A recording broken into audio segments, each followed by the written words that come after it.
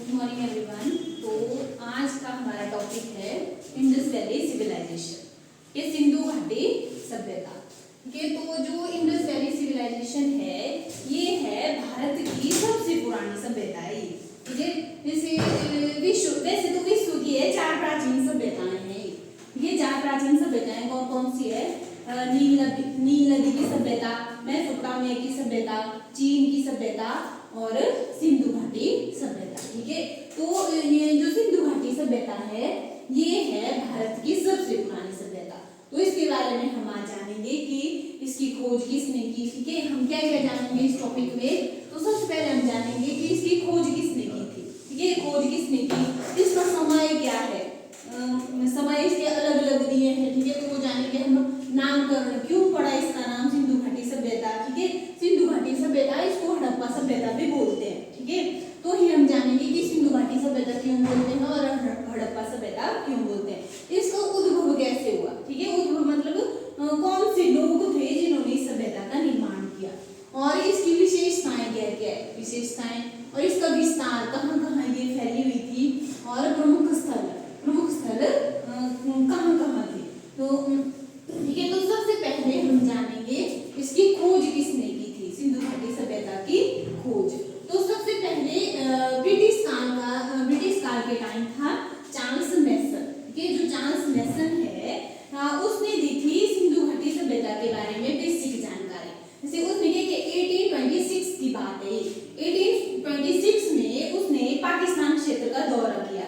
ठीक है, और वहां पर उसने देखा कि यहाँ कोई सभ्यता है, मतलब उसको थोड़ी बेसिक जानकारी मिल गई थी सिंधु घाटी सभ्यता की। तो उसने जो बेसिक जानकारी दी वो दी थी उसने अपनी पत्रिका नैरेटिव ऑफ जर्नी में। ठीक है, तो बेसिक जानकारी दी थी चार्ल्स मैसन ने। तो उसके बाद नाम आता है बर्टन बंधुओं का। बर्टन बंधु ये 1856 की बात है। ये बर्टन बंधु ये 2 भाई थे, जेम्स बर्टन और विलियम बर्टन। तो उस टाइम क्या हो रहा था, पाकिस्तान के क्षेत्र कराची और लाहौर के बीच बन रही थी 1856 के टाइम रेलवे लाइन, और इसका नेतृत्व कर रहे थे ये बर्टन बंधु, जेम्स बर्टन और विलियम बर्टन। ठीक है, तो उनको जब ये रेलवे लाइन बन रही थी तो उस टाइम उनको कुछ ईंटें प्राप्त हुई थी जो कि सिंधु घाटी सभ्यता की थी। लेकिन उन्होंने क्या किया, उन्होंने इस तरफ कोई भी ध्यान नहीं दिया। उन्होंने क्या किया, वो ईंटें यूज कर ली। ठीक है, और उन्होंने सिंधु सभ्यता के बारे में उन्होंने कोई इंटरेस्ट नहीं लिया। ठीक है, उसके बाद अलेक्जेंडर कनिंघम ने भी इंडस वैली के बारे में मतलब बहुत प्रयास किया था उसने इसकी सभ्यता की खोज करने की। और 1853 से लेकर 56 तक उसने बहुत प्रयास किया लेकिन वो सफल नहीं हो पाया था। फिर सर जॉन मार्शल ये थे पुरातत्व विभाग के हेड थे। ठीक है, तो इनके नेतृत्व में दयाराम साहनी ने की थी हड़प्पा स्थल की खुदवाई। ठीक है, मतलब हड़प्पा स्थल की खोज की थी दयाराम साहनी ने 1921 में। तो सबसे पहला जो खोजा गया स्थल था वो था हड़प्पा। ठीक है, कब खोजा गया था ये? 1921 में खोजा गया था ये, और खोजा था दयाराम साहनी ने। और किसके नेतृत्व में खोजा था? सर जॉन मार्शल के नेतृत्व में। उसके बाद राखालदास बनर्जी, ठीक है, राखालदास बनर्जी ने की थी मोहनजोदड़ो स्थल की खुदवाई। ठीक है, और ये करवाई थी 1922 में। ये भी सर जॉन मार्शल के नेतृत्व में थे, राखालदास बनर्जी। ठीक है, तो इन दोनों के नाम आपने याद रखने हैं। ठीक है, क्योंकि दयाराम साहनी ने की थी हड़प्पा स्थल की खोज 1921 में और राखालदास बनर्जी ने की थी मोहनजोदड़ो की खोज 1922 में। ठीक है, तो यहाँ से एक ये बात भी समझनी है आपने कि सबसे पहले खोजा गया जो स्थल था वो था हड़प्पा। ठीक है, 1921 में, और मोहनजोदड़ो खोजा गया था बाद में। लेकिन जब एज निकाली गई ना तो सबसे पुराना था, मतलब चीजों के हिसाब से जब एज निकाली गई तो सबसे पुराना था मोहनजोदड़ो। ठीक है, और खोजा गया था पहले हड़प्पा। ठीक है, तो ये दो आपको क्लियर हो गया ना कि खोज किसने की। तो बेसिक जानकारी दी थी चार्ल्स मैसन ने दी थी बेसिक जानकारी। ठीक है, और बर्टन बंधुओं ने इसकी तरफ कोई ध्यान नहीं दिया था लेकिन उनको ईंटें मिली थी। ठीक है, और अलेक्जेंडर ने भी किया था प्रयास खोजने का लेकिन वो भी सफल नहीं हो पाया था। सफल हुए थे कौन? दयाराम साहनी ने की हड़प्पा स्थल की खोज और राखालदास बनर्जी ने की मोहनजोदड़ो की खोज। ठीक है, किसने की? अब देखो इसका समय क्या था, किस समय की ये सभ्यता थी, तो इसके बारे में अलग अलग मत दिए हैं। ठीक है, तो सबसे पहले हम मत लेंगे सर जॉन मार्शल का। तो जॉन मार्शल था वो कौन था? पुरातत्व विभाग का हेड था ये। तो इन्होंने जो समय बताया है सिंधु घाटी सभ्यता का वो था 3250 BC से लेकर 2750 BC तक बोला इन्होंने कि ये समय था। ठीक है, और C14 पद्धति, कार्बन 14 पद्धति, ये क्या होती है? इसमें जीवाश्म की एज निकाली जाती है और उसके हिसाब से फिर समय बताया जाता है। तो कार्बन 14 पद्धति के आधार पर था ये 2350 से 1750 BC तक। ठीक है, लेकिन जो सर्वमान्य है फिर फाइनल जो एज मानी गई है इंडस वैली की वो है 2500 से लेकर 1750 तक। ठीक है, तो फाइनल आपने याद रखनी है ये है 2500 से लेकर 1750 तक। वैसे जॉन मार्शल ने भी बताई है और C14 पद्धति से भी इसकी एज निकाली गई है। ठीक है, तो ये हो गया इसका समय। उसके बाद इसका नामकरण, तो नामकरण कैसे कैसे इसका नामकरण क्यों रखा गया इसका सिंधु घाटी सभ्यता? तो एक नाम है इसका सिंधु घाटी सभ्यता। तो सिंधु घाटी सभ्यता क्यों बोला गया? क्योंकि जो सिंधु नदी थी ना उसके किनारे मिले हैं सबसे पहले इसके अवशेष। ठीक है, तो तब इसका नाम भी रख दिया गया सिंधु घाटी सभ्यता।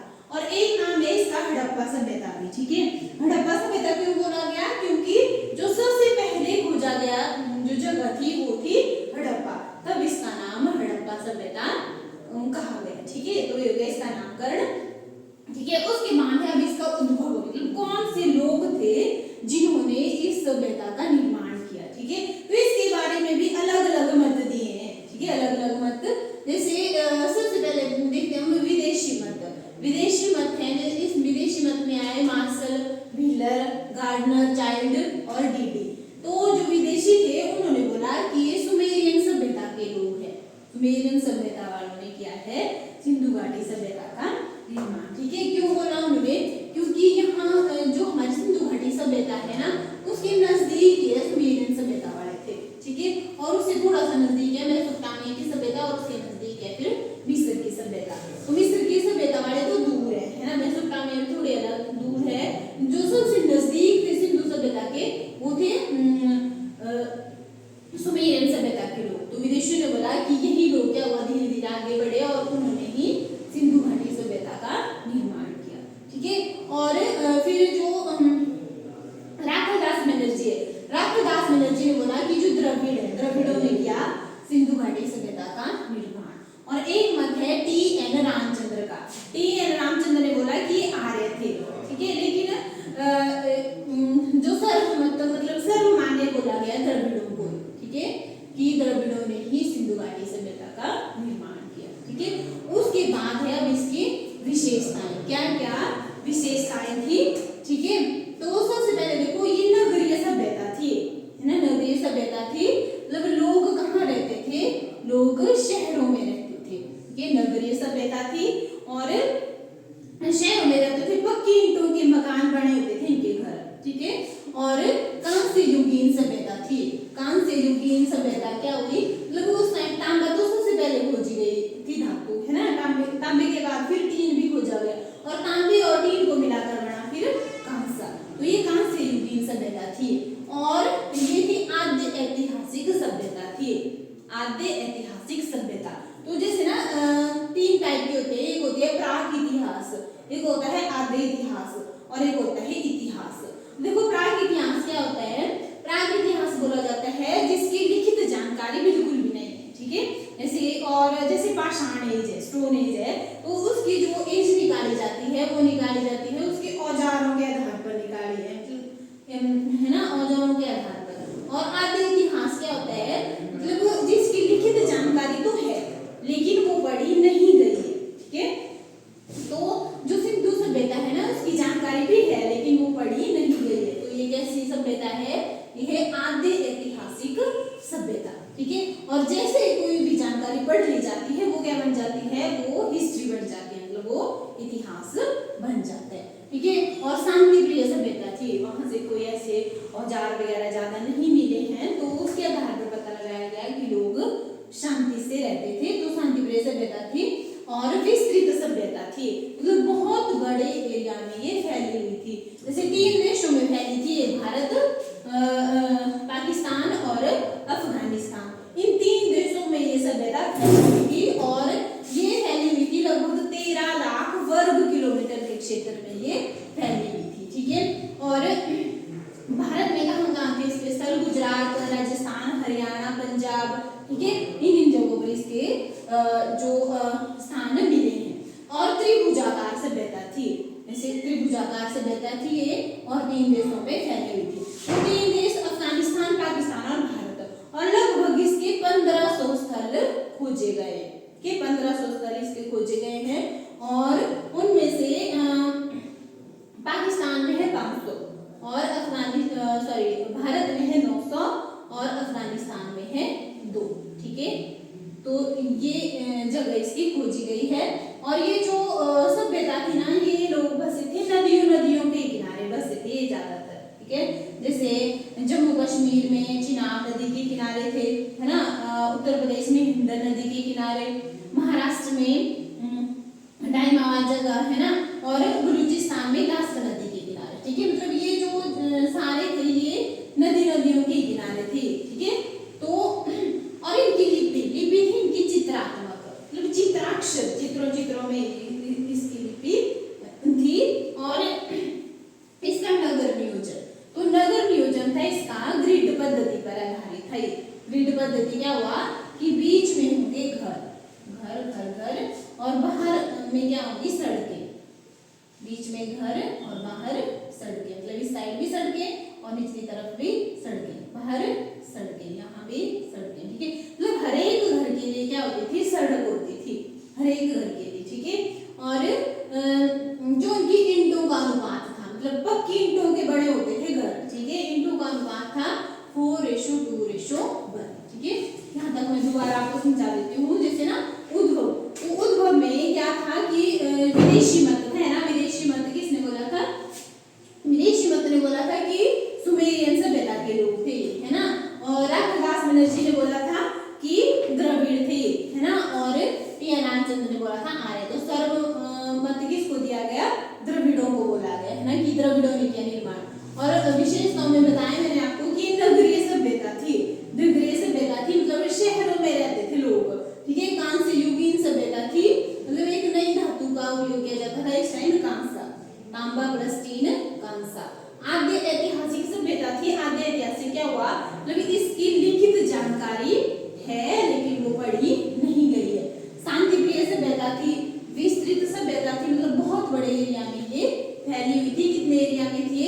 13 लाख वर्ग किलोमीटर में फैली थी। ठीक है, और पूजा किसकी करते थे?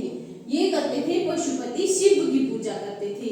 ठीक है, और 3 त्रिभुजाकार सभ्यता थी। ठीक है, और 3 देशों में फैली हुई थी। कौन से? अफगानिस्तान, भारत और पाकिस्तान। टोटल कितने स्थल खोजे गए हैं इसके? 1500 स्थल इसके खोजे गए। ठीक है, और ये जो सभ्यता थी ये नदियों के किनारे बसे थे ये लोग। ठीक है, और लिपि थी चित्रात्मक, और नगर नियोजन में शहर थे ग्रिड पद्धति पर आधारित थे। ग्रिड पद्धति क्या हुआ? बीच में होंगे घर और बाहर क्या होंगी? सड़कें। हर एक घर के लिए क्या थी? सड़क के, और ईंटे, पक्की ईंटों के बने हुए होते थे घर, जैसे 4:1:2। ये था ईंटों का अनुपात। और सड़कें मैंने आपको बताया कि हर घर के लिए सड़कें होती थी। और दरवाजे होते थे, जैसे हर घर के लिए सड़क होती थी। ठीक है, तो जो दरवाजे थे वो मुख्य सड़क से ही खुलते थे। ठीक है, वो गली की तरफ जो सड़कें थी उसकी तरफ वो खुलते थे। और हर एक घर के लिए कुआं होता था, कि हर एक घर में कुआं होता था। और जो पानी की निकासी के लिए हर एक घर से नालियां बनी होती थी। ठीक है, हर एक घर से नालियां बनी होती थी, और जो नालियां थी शहर के बाहर बना होता था एक टैंक। ठीक है, शहर के बाहर एक टैंक बना होता था, और उसमें उन नालियों के माध्यम से वो सारा पानी वहां जाता था। हर एक घर में शौचालय होते थे, बड़े बड़े शौचालय होते थे।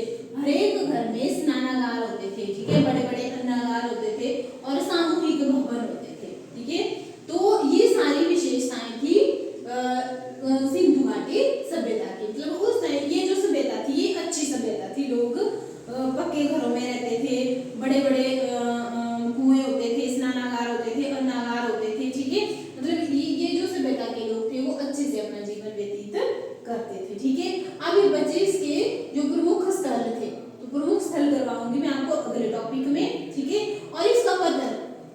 पतन कैसे हुआ, ये जो पतन हुआ था इसका वो हुआ था, मतलब इसके बारे में भी अलग अलग मत दिए हैं, ये भी मैं आपको नेक्स्ट टॉपिक में करवाऊंगी। लेकिन जो मेन पतन हुआ था कि उनको मेन माना गया है बाढ़ों को क्यों माना गया, क्योंकि नदियों के किनारे ये बसे थे। तो एक बार मैं आपको दोबारा रिकॉल करवा देती हूँ ये टॉपिक, ठीक है। तो सबसे पहले हमने देखा कि ये क्या है, भारत की सबसे पुरानी सभ्यता है ये सिंधु घाटी सभ्यता।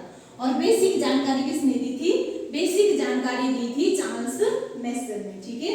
और जैसे बर्टन बंद होने इसकी तरफ कोई ध्यान नहीं दिया था, अलेक्जेंडर कनिंघम था वो सफल नहीं हो पाया था, और सर जॉन मार्शल ये था पुरातत्व विभाग का हेड, तो उसके नेतृत्व में दयाराम साहनी ने की थी हड़प्पा स्थल की खोज, और राघवदास बनर्जी ने की थी मोहनजोदड़ो की खोज, ठीक है। उसके बाद बताया मैंने आपको इसका समय, जैसे जॉन मार्शल ने इसका समय अलग दिया है, ठीक है।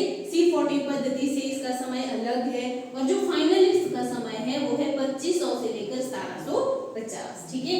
फिर नामकरण, जैसे सिंधु घाटी सभ्यता बोला गया इसको क्यों, क्योंकि सिंधु नदी के किनारे ही इसके अवशेष मिले थे।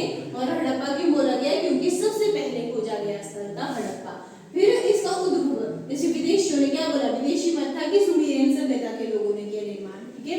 राघवदास ने बोला था कि द्रविड़, और टी आर रामचंद्र ने बोला था कि आर्य ने किया, लेकिन सर्वमत बोला गया द्रविड़ों को, ठीक है। उसके बाद बताया मैंने आपको विशेषताएं कि नगरीय सभ्यता थी, कांस्य युगीन सभ्यता थी, त्रिभुजाकार सभ्यता थी, है ना। और 3 देशों में ये फैली थी, नदियों के किनारे फैली थी, है ना। और चित्राक्षर लिपि थी इनकी, है ना। पशुपति शिव की पूजा करते थे, नगर नियोजन था, है ना।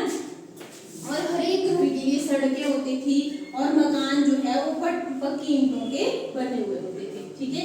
तो आप इसका स्क्रीनशॉट भी ले सकते हैं। और बाकी जो बचा, जैसे प्रमुख स्थल बच गए इसकी, कौन सी जगह से क्या चीजें मिली, तो ये हम अगले टॉपिक में करेंगे, ठीक है।